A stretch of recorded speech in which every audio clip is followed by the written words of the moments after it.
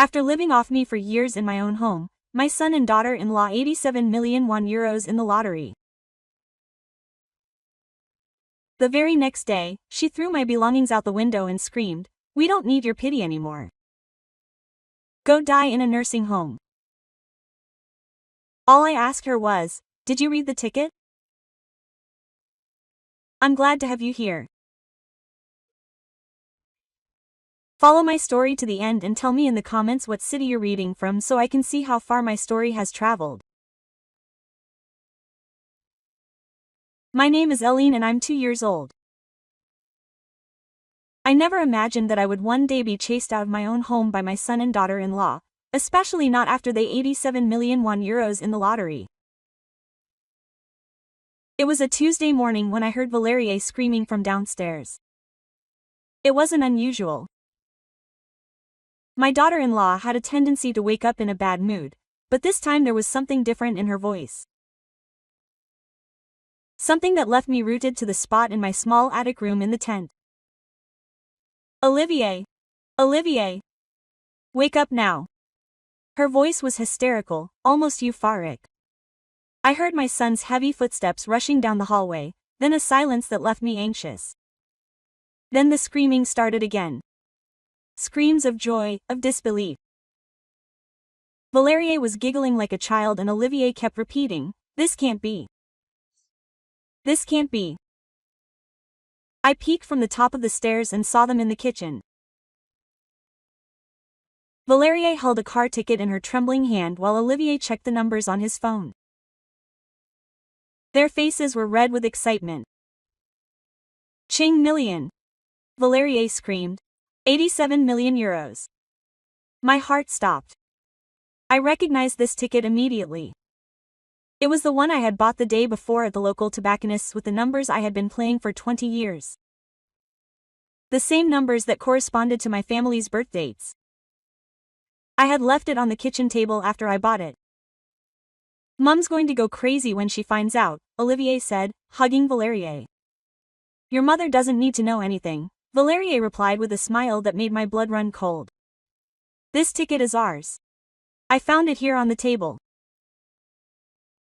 That afternoon, when I went downstairs to prepare dinner, as usual, I found Valerie on the phone with someone from the National Lottery.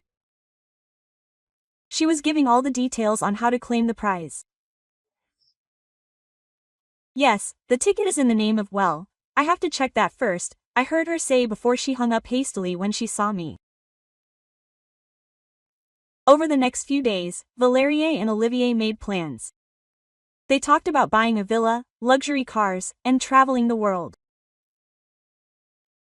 I continued to cook, clean, and take care of my grandchildren while they dreamed of their new lives as millionaires. But something had changed in Valerie's eyes. She had always been cold to me.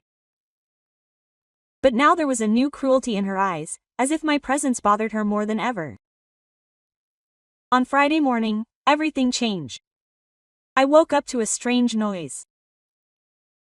It was 6 in the morning, and I could hear a commotion downstairs. When I went downstairs to see what was happening, I found Valerie dragging a large suitcase down the hallway. "What's going on?" I asked. Valerie didn't even look at me. "Pack your bags, Helena, you're leaving today." I didn't understand. "What do you mean I'm leaving?" "We don't need your charity anymore," she said with a venomous smile. "We're millionaires now. We don't need a bitter old lady living off us." It felt like a slap in the face. "This is my house, Valerie, I bought it. You moved here when you lost your apartment." "This was your home," she corrected me. "But Olivier and I decided it was time for you to find somewhere else. There are some really nice retirement homes in town." Quote. At that moment, Olivier appeared at the top of the stairs, looking uncomfortable but determined. "Mom," he said without making eye contact with me. "Valerie is right. We're independent adults now. It's time for each of us to have our own space." I couldn't believe my ears. After 7 years of taking care of them, feeding them, raising their children while they looked for work, he was throwing me out like a dog. "But Olivier, I'm your mother. This house belongs to both of us. We're going to have to get rid of the names, Valerie interrupted. And since we're the majority, we decided that you had to leave. Valerie went up to my room and started taking down my things, my clothes, my photos, my books. Everything was thrown out of the first floor window under the gaze of the neighbors who were watching the show. Valerie, stop! Olivier shouted, but she didn't stop. We don't need anyone's charity anymore, she shouted to the neighbors who had come over to see what was happening. We are millionaires. This lady could die in a nursing home. The words cut through me like knives. My grandchildren were crying at the window, not understanding why their grandmother was being evicted. Olivier stood on the doorstep, hands in his pockets, doing nothing to stop his wife. I gathered my things from the garden with all the dignity I could muster. The neighbors were whispering and some came over to offer their help, but I just wanted to get out of there as quickly as possible. As I loaded my suitcases into the taxi I had called, Valerie got out to say goodbye. I hope you learn to appreciate everything we have done for you over the years, she said to me with mock gentleness. We gave you a roof over your head when you had nothing. I stared at her for a long moment. This woman who had come into my family 10 years ago, who had seen me sacrifice everything for them, who knew full well that I had paid every bill, every meal, every whim for 7 years. Valerie, I finally said to her as I closed the taxi door. Did you read the ticket correctly? I saw her smile fade for a split second before she regained her composure. I don't know what you're talking about, old lady, she replied, but I had seen that look of confusion in her eyes. And as the taxi pulled away from what had been my home for years, I smiled for the first time in a long time because Valerie had just made the biggest mistake of her life. The apartment I found that afternoon was depressing. A small studio on the second floor of an old building with a stain on it. Dampness on the ceiling and a constant smell of fried food coming from the Chinese restaurant downstairs. But that was all I could afford with my meager savings. I sat down on the only piece of furniture there, a plastic chair the landlady had left behind, and for the first time in years, I cried. Not out of sadness, but out of rage. Rage at myself for being so naive, for believing that a mother's unconditional love would be reciprocated. How had I come to this? It all started 10 years ago when Olivier introduced me to Valerie. She was 25 at the time. She was pretty, charismatic, and seemed to adore my son. I had just lost my husband Gerard after 40 years of marriage, and Olivier was all I had left. At first, Valerie was charming to me. She called me Maman Hélène and brought me flowers when she came to visit. She said she had never had a face motherly and affectionate. I melted under her attention. After years of feeling invisible, someone finally seemed to appreciate me. When they got married, 2 years after they met, Valerie insisted on keeping the ceremony simple and inexpensive. We'd rather spend the money on our honeymoon, she explained. I paid for everything as always. The dress, the flowers, the little banquet. I wanted my son to be happy. The problem started subtly. Valerie started making comments about my house. It's too big for one person. Mom Helen, don't you feel lonely here? I lived in a 2-story house that Gerard and I bought when Olivier was little. It had 3 bedrooms, a nice garden, and was in a good neighborhood. Sometimes, I confessed to her one afternoon while we were having tea. But this house is full of memories. Memories don't need so much space, she replied with a smile. You could sell this house and buy something smaller. A nice apartment in the city center. I didn't want to sell my house, but when Olivier lost his job 6 months after the wedding, and then Valerie was fired from her job at the accounting firm for differences of opinion with her boss, the situation changed. They showed up at my door. On a Thursday night with suitcases and crestfallen faces. "Mom, we lost the apartment," Olivier told me, avoiding my gaze. "We couldn't pay the rent this month." "It's just temporary," Valerier added quickly. "Just until we found work again." I let them move into the spare room. The temporary became a month, then 3, then a year. Every time I mentioned that it was time for them to look for their own place, a new excuse would pop up. Valerier was pregnant with the first baby. Then he had to save for the second child. Then Olivier had to study to get a certification in his new career. During those early years, I still felt useful. I cooked, I cleaned, I took care of the children when they were born. I convinced myself that I was helping my family, that it was my duty as a grandmother and mother-in-law.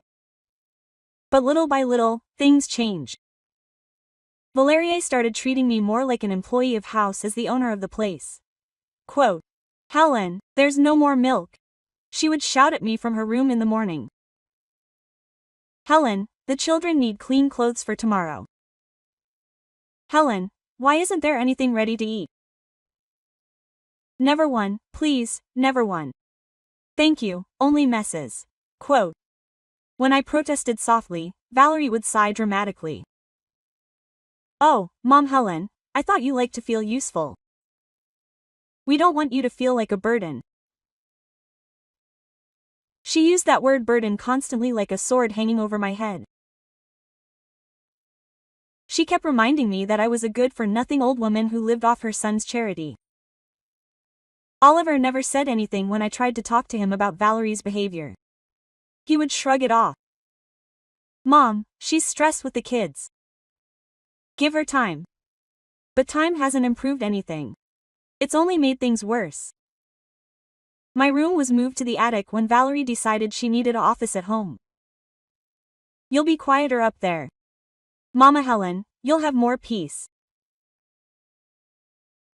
Peace meant being isolated from the rest of the family, eating alone in the kitchen after they'd finished, watching TV in my little bedroom while he enjoyed the living room that I had decorated with so much love. Sundays with the family became gatherings where I served the meal but couldn't sit at the main table. "Adults need to talk about important things," Valerie would say. "You can eat in the kitchen." My grandchildren, who at first would run to me when they came home from school, gradually began to ignore me. Valerie had taught them that Granny Helen was the lady who cooked and cleaned, not someone worthy of affection or respect. "Don't disturb your grandmother," she would tell them when they wanted to play with me. "She's very busy with her chores." Every day, I got up before them to prepare breakfast, make the children sandwiches, make sure that my house was perfect. I went to bed after everyone else to do the dishes, clean the kitchen, and prepare everything for the next day. 7 years. 7 years of living like a maid in my own home, paying all the bills with my pension as a retired teacher and the savings I had put aside with Gerard.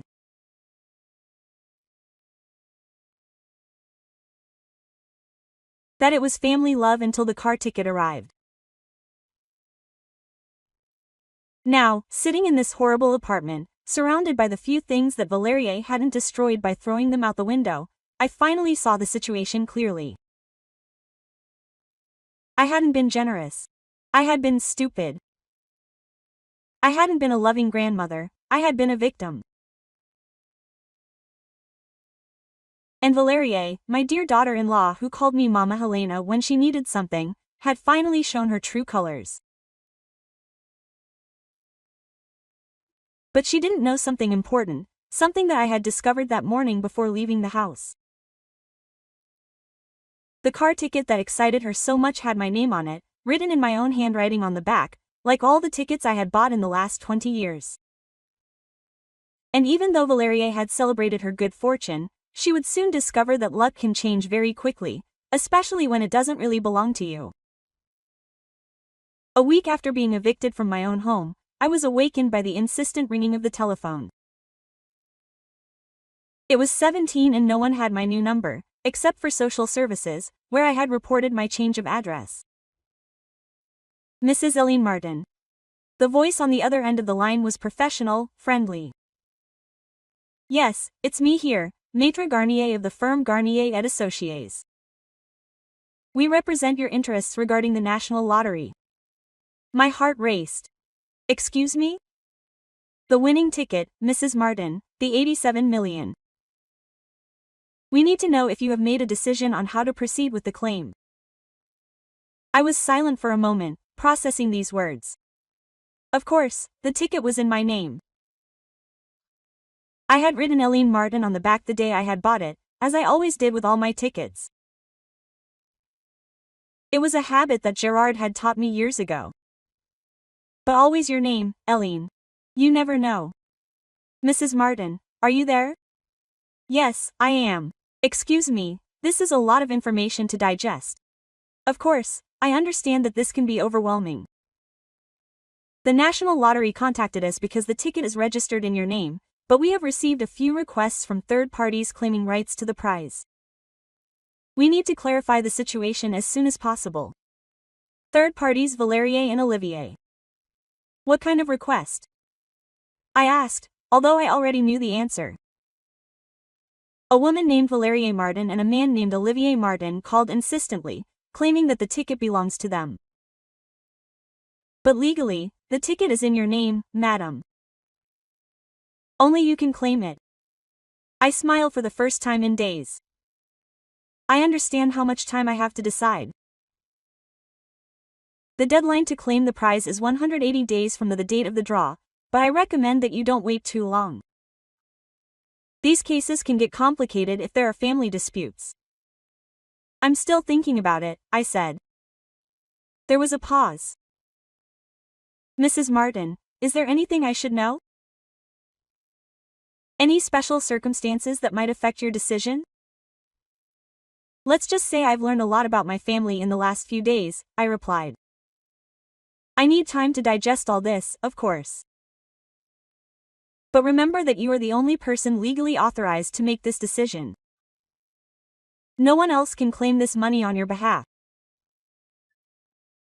After I hung up, I sat in my plastic chair, staring out the dirty window of my small apartment. Downstairs, life went on as normal. People went to work, children ran to school. The world continued to turn as if nothing had changed. But for me, everything had changed.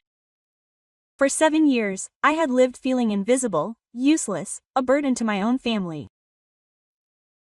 Now I discovered that I had the power to change everything. 87 million euros. Enough money to live comfortably for the rest of my life, to travel, to do the things I had always dreamed of doing with Gerard before he got sick. But I also had the power to teach Valerier a lesson about what gratitude really means. The phone rang again. This time, I recognized the number immediately. It was Valerier. Eileen. Her voice was tense, deceptively sweet. Mom, Eileen, how are you?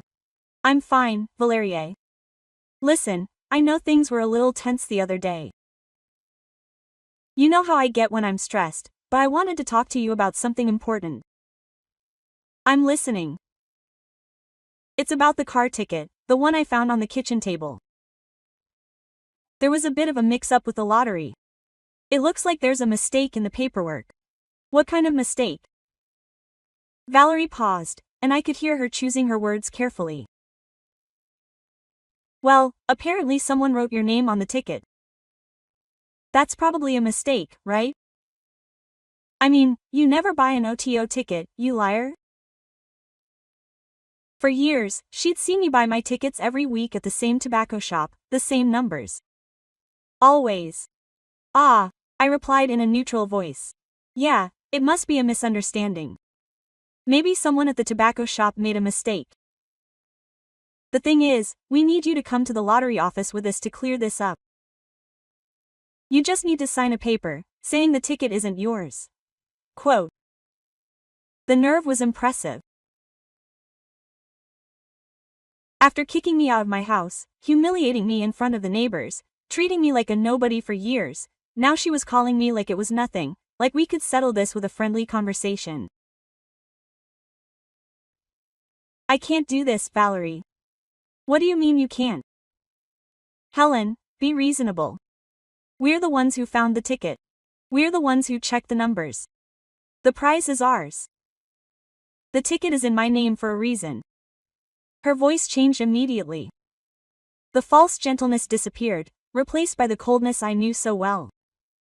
Helen, don't be ridiculous. You have no right to this money. You've lived off us for 7 years. We've supported you. We've given you a roof over your head. Food. It's the least you can do to repay us. The irony was so great that I almost laughed. You supported me, Valerie? I paid every bill for this house for 7 years. The food you ate, the electricity you used, the water, the gas, everything came out of my pension. That's different. You chose to do this just like you chose to put me out on the street. Silence. Then her voice turned venomous. If you don't cooperate, Helen, things are going to go very badly. We have lawyers. We can prove that the ticket was bought with the money from the house. Money that Olivier and I also put in. It was unbelievable. Even then, she continued to lie.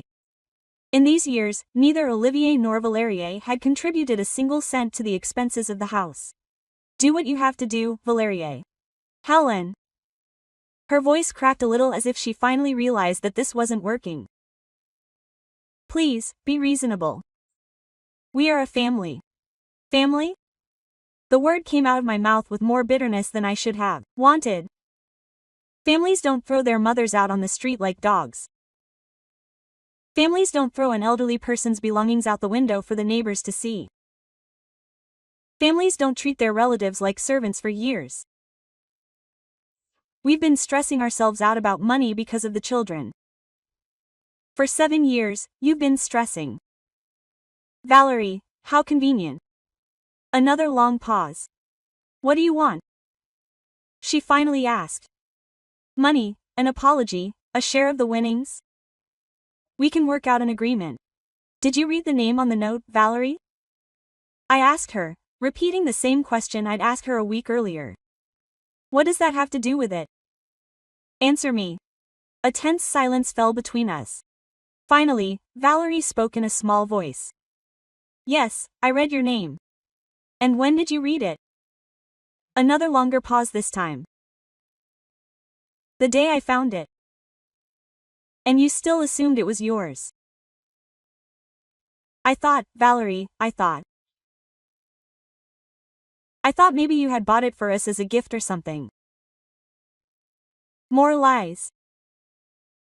But at least now she had admitted that she had known the note had my name on it all along. I need time to think, I finally told her. Time to think about what, Helen? This money could change our lives. The kids could go to the best schools.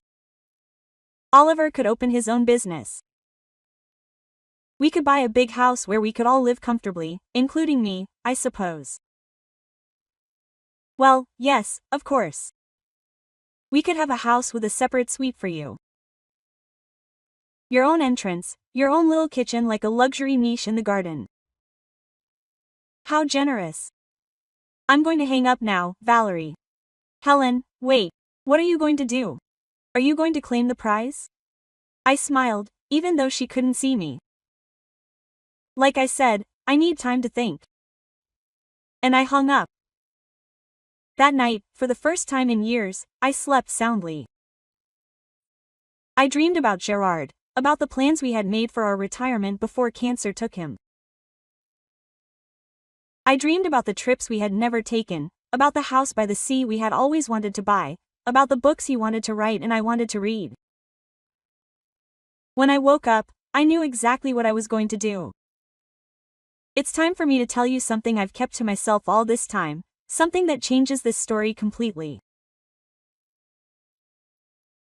I knew from the moment I heard Valerier scream with joy that morning, from the second I saw her holding my ticket from the car in her hands, I knew exactly what was happening and I decided not to say anything. Why? Because after 7 years of being treated like a servant in my own home, after 7 years of silent humiliation and contempt disguised as family affection, I wanted to see how far they would go. I wanted to see if my son, the child I had raised with so much love, would have the decency to stand up for me when his wife decided to throw me out. I wanted to see if there was any humanity left in these people who called themselves my family. The answer, as you already know, was no. But let me tell you how I actually came to buy that ticket, because there are some details I haven't shared with you. The previous Monday, the day before I bought the winning ticket, something had happened that had completely broken my heart. It was my granddaughter Alice's birthday, my eldest. She was celebrating her 10th birthday. For weeks, I had been saving up my small allowance to buy her a pink bike that I had seen in a shop window. A beautiful bike that cost €200. Almost all I had left after paying my share of the household bills. That morning, I went down early to decorate the kitchen with balloons and make her favorite breakfast, pancakes with strawberries and whipped cream. I had wrapped the bike in gold paper and hidden it in the garage. When Alice came down for breakfast, she ran to me excitedly. Quote, "Grandma Helen, it's my birthday." "I know, my love," I said, hugging her tightly. "I have a special surprise for you." But before I could say more, Valerie appeared in the kitchen. "Alice, come here. Daddy and I need to talk to you about your birthday." My little girl ran to her mother and I stayed there making the pancakes, listening to the conversation. "Honey, your father and I have decided that it is important for you to learn responsibility and the value of money," Valerie said in that soft voice she used when she wanted to sound like a wise mother. "So this year, instead of expensive gifts, we are going to celebrate in a more modest way." My heart sank. I knew exactly where she was going with this. "But Mom, I won't have any gifts." "Of course I will, my love. Grandma Helen must have bought you something nice, right, Helen?" I turned to her, the spatula still in my hand. Valerie looked at me with a cold smile, a sorriso that clearly said, "Dare to contradict me." "Yes, I have something for Alice. You see, your grandmother is always kind. She probably bought you a book or something educational." Alice looked at me with her big, hopeful eyes. For weeks, she had been talking to me about the bike, how all her friends had one and that she was the only one who didn't. She promised me that she would take care of it, that she would learn to ride without the little holes, that she would be the most responsible girl in the world. "In fact," I said, gathering my courage, "I bought her a bike." Valerie's smile instantly disappeared. "A bike?" Her voice became sharp. "Helen, we talked about it. Alice isn't ready for a bike." "But Mom, I've always wanted a bike." Alice was jumping up and down with excitement. "Alice, go to your room. Adults need to talk." When my granddaughter left, Valerie approached me. Her voice was a venomous whisper. "How dare you? It's her birthday, Valerie. I just wanted to make her happy." Make her happy or make Olivia and I look like bad parents because we don't buy her expensive presents. That wasn't my intention. It's always your intention, Eileen. Always trying to be the favorite grandmother, the one who spoils, the one who buys the children's affection. Those words hurt me more than I could have imagined. For years, the only thing that had kept me going in this house was the love of my grandchildren. It was the only real thing left. Quote, "Take the bike back," she ordered me. "What?" "Take the bike back to the store. Alice won't have it. But I already bought it. It's already here. I don't care. Take it back and don't you ever buy her anything like that again without consulting me." At first, I stood there, feeling my heart shatter into 1,000 pieces. Not because of the money I lost, but because I realized that Valerie was willing to ruin her own daughter's happiness just to hurt me. And what do I tell Alice? Tell her that you've changed your mind, that you've decided it's best to teach her a lesson about not expecting material things. That afternoon, I had to tell my granddaughter that there would be no bike. I saw her little face fill with confusion and disappointment. I saw how she tried not to cry so as not to upset her grandmother. "It's okay, Grandma Helen," she said to me in a small, broken voice. I understood, but I knew she didn't. How could a 10-year-old understand that her mother had used her birthday as a battleground to hurt her grandmother? That evening, after returning the bike to the store and getting my money back, I walked to the local tobacconist and bought an auto ticket. Not because I thought I was going to win anything. I had been buying them for years and had never won more than the occasional €5 or €10. I bought it because I was tired. Tired of being humiliated. Tired of having my love trampled on. Tired of living like a prisoner in my own home. I bought that ticket as a kind of desperate prayer to the universe. Please give me a way out of this. I wrote my name on the back as always, the same numbers I had been playing for 20 years, the birth dates of Gerard, Olivier, my grandchildren and my own. Numbers that represented the people I had loved unconditionally. I left it on the kitchen table that evening with the receipt as I always did. It was my habit. Gerard had taught me to be organized with these things. Always keep the receipts, Eileen, and always put your name on your tickets.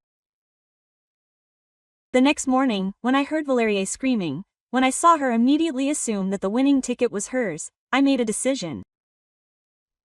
I was going to let her believe that she had won. I was going to see what she would do with this supposed good fortune. I was going to find out what kind of person they really were when they thought they no longer needed to pretend to love me. And for a week, I watched them. I listened to them make plans to spend money that wasn't theirs, celebrate a victory that had been built on my back. I watched them decide that the person who had paid for their food, their shelter, their comfort for years no longer deserved a seat at their table. But what hurt me most was watching Oliver, my son, the boy I had raised to be honest, hardworking, compassionate.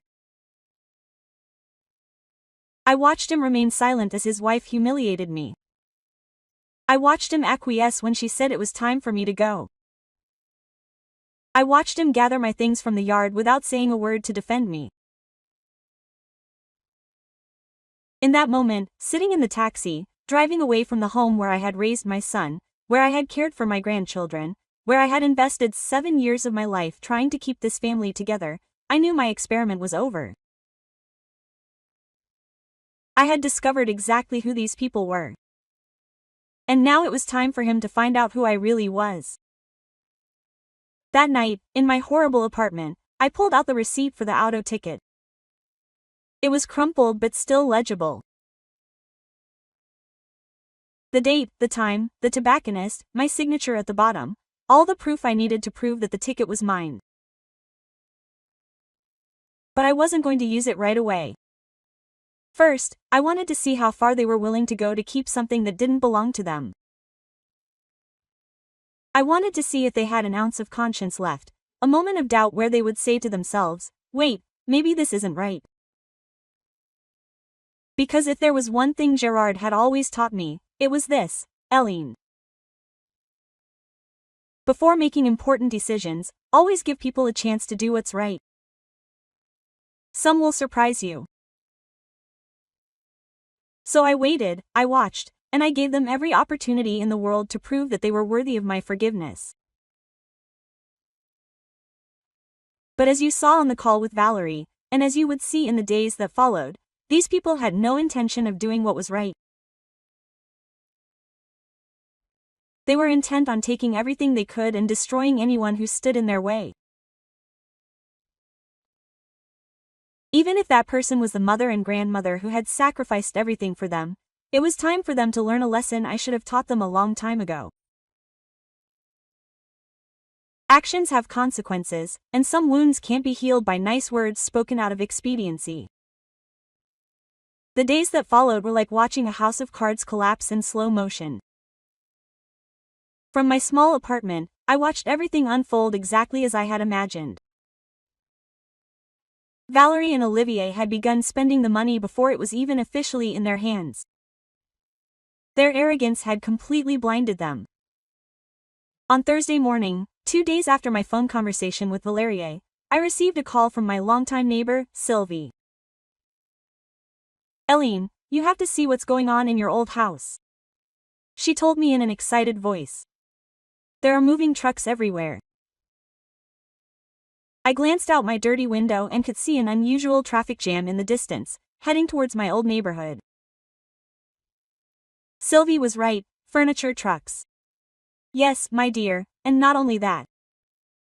Yesterday, a brand new BMW arrived, black and shiny, and this morning, I saw a Mercedes in the driveway. Valerie strutted around the garden like she was the queen of the neighborhood. Sylvie had been my friend for 15 years.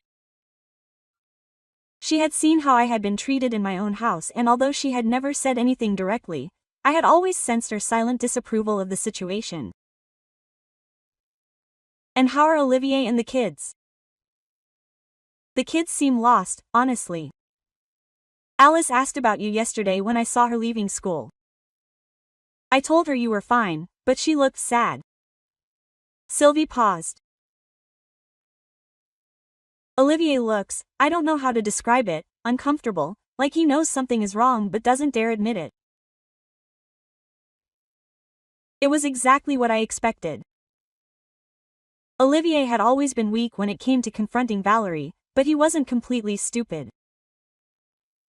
There must have been a part of him that knew this was all wrong. "And Valerie?" Sylvie let out a bitter little laugh. "That woman acts like she discovered America yesterday. I saw her at the supermarket buying expensive champagne and telling anyone who would listen about her incredible stroke of luck. She said he could finally live the life he deserved. The way he deserved." The words made me feel sick. "Sylvie, could you do me a favor?" "Sure, my dear, anything you want." "Could you keep me informed of what's going on for just a few more days?" Sylvie didn't ask me why. She knew my family, she knew the situation. She knew something important was going on. "Sure, Eileen. I'll call you if I see anything interesting." That afternoon, I got another call. This time, it was Maître Garnier, the lottery's lawyer. "Madame Martin, we have a bit of a complicated situation." "What kind of situation?" "Well, we've been getting multiple calls from the people I mentioned earlier. Madame Valerie Martin has been calling every day and is now threatening legal action if we don't release the prize immediately." I couldn't help but smile. "Legal action?" "Yes, she says she has proof that the ticket rightfully belongs to her. She also mentions that you are, what did she say, mentally unstable due to your advanced age and that you are not fit to make important financial decisions." The audacity of this woman knew no bounds. "Maître Garnier, do I seem mentally unstable to you?" He laughed softly. "No, madam, not at all. But I have to ask you, is there a reason why you are waiting to claim the prize?" "Because legally, it is very clear, the ticket is in your name. You are the only person authorized to claim it. How long can it be before they can do something legally?" "Honestly, they can't do anything. They have no legal right to this money. But they can make a lot of noise, and if they continue to harass our office, we will have to involve the police." "Give me 3 more days," I said. "Just 3 days and then I will make my final decision." "As you wish, Madame Martin. But I advise you not to wait much longer." That evening, Sylvie called me back. "Eileen, you need to hear this. I went to the pharmacy this afternoon and met Linda. Do you remember her? The lady who lives 2 houses down from your old house. Yes, I remember. Well, she told me that last night, she heard a terrible argument coming from your place. Olivier and Valerie were yelling at each other about money, paperwork, and the lottery. My heart raced. What else? Linda said that Olivier sounded desperate. He was yelling something like, "This isn't right and we need to call Mom." But Valerie was yelling back at him, telling him not to be weak, that the money was rightfully theirs, as if years of abuse and exploitation gave them the right to steal my car rental ticket. And how did it end? Linda says Valerie yelled something to Olivier about not ruining everything for her family and then everything went silent. On Friday morning, the phone rang at 6:30. It was Olivier. Mom. His voice was broken, desperate. We need to talk. Hello, Olivier? Mom, please, there's a problem with the car ticket. The office says it's in your name. And Mom, did you buy the ticket? Finally, after 2 weeks, my son finally asked me the right question. Yes, Olivier, I bought the ticket. Silence. A long, heavy silence. Why didn't you say anything? Why didn't you ask me anything? More silence. Mom, this is a disaster. We've already spent money. We've bought things. Valerie bought a new car. We bought furniture. We told the kids we were moving to a bigger house and the money isn't in our account. The lottery says only you can claim it. Because only I can claim it, Oliver. It's my ticket. But Mom, we thought, what did Valerie say? What exactly did Valerie say? Another pause. I could hear my son struggling with his thoughts, trying to find a way to justify the unjustifiable. She said you bought the ticket for us as a gift or something. Oliver, in 7 years of living in this house, when have I given you a gift of 200 euros? Let alone 87 million euros? He had no answer for that. Mom, please, we're in trouble. We owe the money for the things we bought. If we don't claim the prize soon. If I don't claim the prize soon, I corrected him. It's my prize, Oliver. But we're a family, he said in a small voice. Oh yes. Where was this family when you kicked me out of my house? Where was it when Valerie threw my things out the window for the neighbors to see? Mom, I was excited. It was a mistake. It wasn't a mistake, Olivier. It was a decision, a very conscious and very cruel decision. What can we do to fix this? For the first time in the conversation, I sensed something resembling hope. Maybe, just maybe. Did my son finally understand the extent of what they hadn't done? Olivier, do you know how much money I paid for this house in the 7 years you lived there? I don't know exactly. I calculated last night between food, utilities, repairs and all the expenses for the children. I paid about 120,000 euros from my pension and my savings. Silence. 120,000 euros from a woman who was supposed to live off their charity. Mom, and in all this time, have I ever asked you for money? Have I ever made you feel like a burden? Have I ever treated you the way you treated me? No, he whispered. Exactly. What do you want us to do? That was the question I had been waiting for. The question that would determine whether there was any hope left for our relationship. Oliver, I want you to think very carefully about your answer to this question. Do you think I deserve an apology? The pause was so long I thought he had hung up. Yes, he finally said. Yes, Mom, you deserve an apology. You deserve a lot of apologies. And do you think Valerie owes me an apology? Another long pause. Yes. And do you think the way you treated me was wrong? Yes, Mom, it was very bad. I felt something relax in my chest. It wasn't much, but it was a start. Olivier, I'm going to claim my winnings. It's my money, and I'm going to do what I think is best with it. I understand. But before I make any decisions about you, about this family, I need you and Valerie to come here to my apartment. I want you to see how I live because of the decisions you've made. Mom, of course. When? Tomorrow at 2 p.m., we'll be there. And Olivier? Yes, you better come ready to tell the truth, the whole truth. Because the day after tomorrow, there won't be another chance. When I hung up, I sat in my plastic chair, staring out the dirty window of my miserable apartment. Tomorrow would be the moment of truth. Tomorrow, I'll find out if there was anything salvageable in my relationship with my son. But for Valerier, I had no hope left. The house of cards was collapsing exactly as I had predicted. On Saturday at exactly 2 p.m., I heard footsteps on the stairs leading to my apartment. Slow, heavy footsteps, like those of people going to their own execution. Olivier arrived first.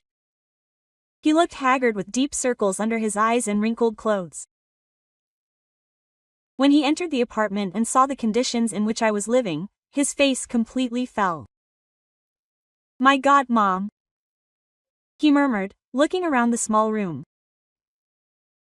The plastic chair, the single bed against the wall, the damp patch on the ceiling. Have you been living here for 2 weeks? I replied calmly. Valerier arrived 5 minutes later. She entered the apartment with that expression of superiority that I knew so well, but I could see her eyes moving quickly, assessing, calculating. She too had noticed the deplorable conditions of the place. Well, she finally said in a falsely cheerful voice. It's CZY. She sat down on the edge of my bed, the only surface available besides my chair. Oliver remained standing by the door as if he were ready to escape at any moment. I want you to know, I began, that I went to the lottery office yesterday afternoon and claimed my winnings. Valerie's face lit up immediately. Perfect. When can we go to the bank for the money? Quote. It's in my account, I interrupted. Only in my account. Her smile faded. Of course, Oliver said quickly. It's your money, Mom. But we thought maybe we could work out a family arrangement. A family arrangement? Quote. I stood up from my chair, feeling a strange but powerful calm. Olivier, for 7 years, I was the only one making family arrangements. I agreed to pay the bills when you didn't have a job. I agreed to taking care of your children when you needed some time off. I agreed to cook, clean, and maintain the house while you were finding your voice in life. Mom, we thank you for everything you've done. No, my voice came out louder than I intended. Don't give me your thanks now. Those words mean nothing after what you've done. Valerie fidgeted on the bed. Helen, I know things have been tense, but now we can start fresh. With the money from the winnings, we can buy a huge house where we can all live comfortably. Valerie, did you hear me when you threw my things out the window? No, but did you hear me yelling to the neighbor that I was going to die in a nursing home? I was angry, Helen. People say things when they're angry. Did you hear me call you a burden for 7 years? That's different. No, I said firmly. It's not different. It's exactly the same, except I never did to you what you did to me. Oliver stepped closer to me. Mom, we're here because we want to make things right. Tell us what you need us to do. What do I need? I sat back down, looking at them both. Oliver, I need you to tell me why you stayed silent when your wife humiliated me. My son lowered his head. Why? Because I'm a coward, and because I'd gotten used to you solving all our problems. I'd gotten used to depending on you for everything. Oliver looked at me with teary eyes. And because I let Valerie convince me that you were a burden instead of seeing that we were a burden to you. That was more honesty than I'd heard from my son in years. And you, Valerie, what do you have to say? Valerie straightened up, and for a moment, I thought she was finally going to be honest. But then she spoke. Helen, I know I can be intense sometimes, but everything I did was for the good of my family. I wanted Olivier to be independent, not to depend on his mother for everything. Lies to the end, nothing but lies. Valerie, I said in a tired voice, for 7 years, you depended on me for everything. I paid for your food, your roof, your electricity bills, your water bills. I took care of your children while you slept until noon. I cleaned up your mess, washed your clothes, cooked your meals. It was your choice. Enough! Olivier suddenly shouted. Valerie, that's enough. His wife turned to him, surprised. Mom is right, Olivier continued. We lived off her back for years. It wasn't occasional favors or temporary help. She supported us completely. Oliver, don't be ridiculous. You bought a new car with money that wasn't ours. He shouted at her. You bought furniture, you booked a vacation, and when the lottery told us the ticket wasn't ours, your first reaction was to scream that Mom was crazy. Valerie stood up abruptly. I'm not going to sit here and listen to this. Helen, if you don't want to be reasonable, sit down. I ordered her. Something in my mind must have surprised her because she sat back down immediately. I'll tell you exactly what's going to happen, I continued. I'm going to move out of this horrible place. I'm going to buy a nice house in a quiet place, far from here. I saw Valerie's eyes light up again. She still thought I was going to invite them. Oliver, I said, turning to my son. If you want to have any kind of relationship with me in the future, you're going to have to earn it. Not with words, but with actions for years. I will do whatever it takes, Mom.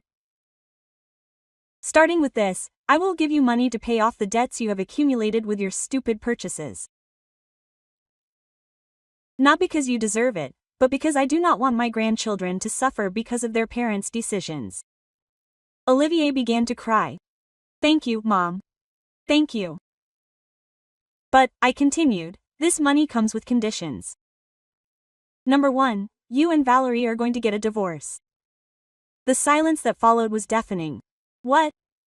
Valerie stood up again. You heard me right, Olivier.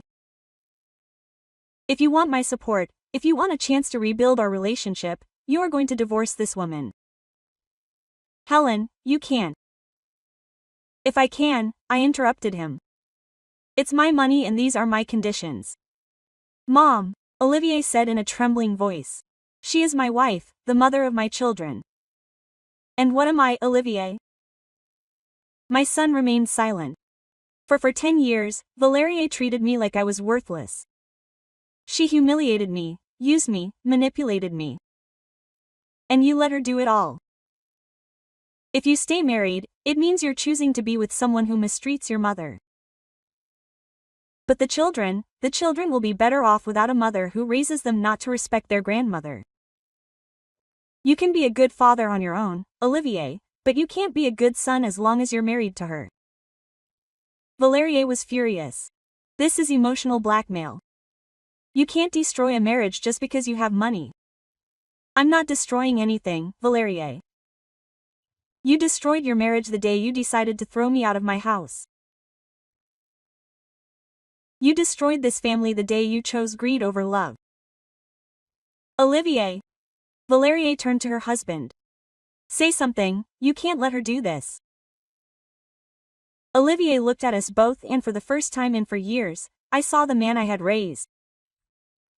I saw strength in his eyes. Determination. Valerie, he said slowly. Mom is right, What? You were cruel to her for years. I allowed it because it was easier than confronting you. But it was wrong, Olivier. I want a divorce, Valerie. My stepdaughter looked at us both like we were strangers. Like she couldn't understand how she had lost control of the situation. This isn't going to end here, she finally said. I'm going to fight for custody. I'm going to fight for half of everything we have. Fight all you want, I replied calmly. But do it without my money. Valerie stormed out of the apartment, slamming the door. Olivier and I stood in silence for several minutes. Will you help me, Mom? He finally asked. I will help you be the man I raised you to be. I will help you be a good father to your children, but I will never again allow anyone to treat me the way you treated me. 6 months later, I was sitting on the terrace of my new home. A small but beautiful house near the coast watching the sunset. Olivier came to visit me every 2 weeks with the children.